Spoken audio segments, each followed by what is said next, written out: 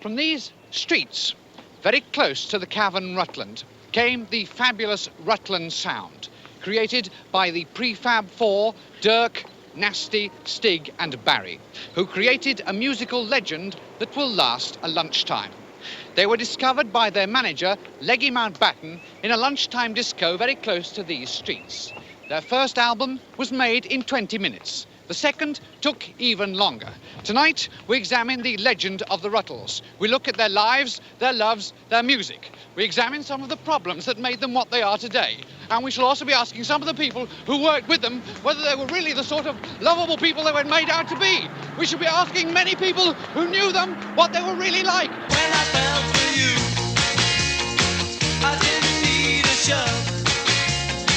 Now that we are two, it all has come to love. Yes, tonight we examine the entire legend of the Rutles. But where did the story start? The answer is right here. For on this very spot, Ron Nasty and Dirk McQuickley first bumped into each other.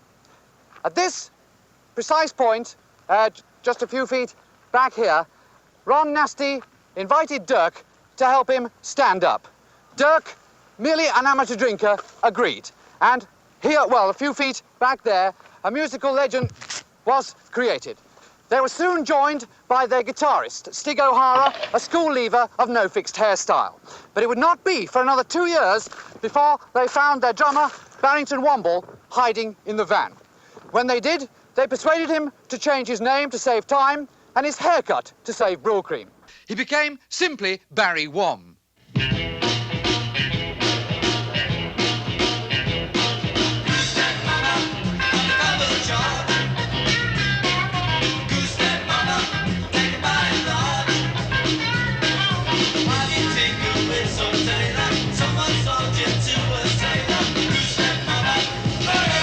I'm standing in the world's naughtiest street, the notorious Reeperbahn, Hamburg. For four hungry working-class lads, there are worse places than prison, and the Rat Keller, Hamburg, is one of these. This is where they found themselves, far from home and far from talented. Inside here is where they actually played. Come with me now, inside, or, as the Germans say, mit mir gekommen, inside.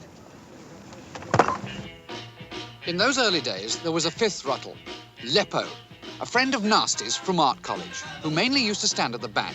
He couldn't play the guitar, but he knew how to have a good time. And in Hamburg, that was more important. I'm standing in the original Rat Keller. And indeed, these are some of the original rats. It was to this small back room that Dirk, Stig, Nasty, Barry and Leppo came to relax when they weren't upstairs entertaining the other rats dining in the other Rat Keller. Here they had bed and breakfast. There's the bed, the breakfast, of course, long since gone. Rodentally chewed, mouse masticated, in a word, eaten by rats. Here, one weekend, Leppo crawled into a small trunk with a small German Fraulein and was never seen again. Incidentally, Rat Keller means literally, in German, cellar of rats.